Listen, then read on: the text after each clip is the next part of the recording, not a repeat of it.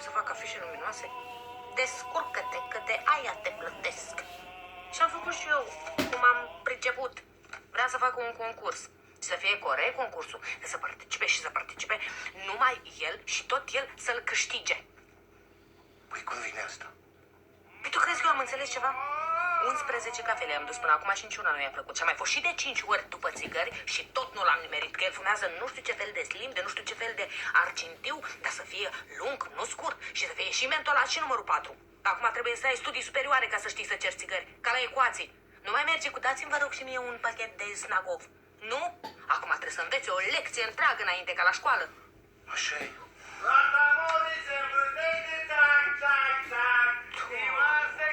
Vrea să se facă cântăreț, așa zice.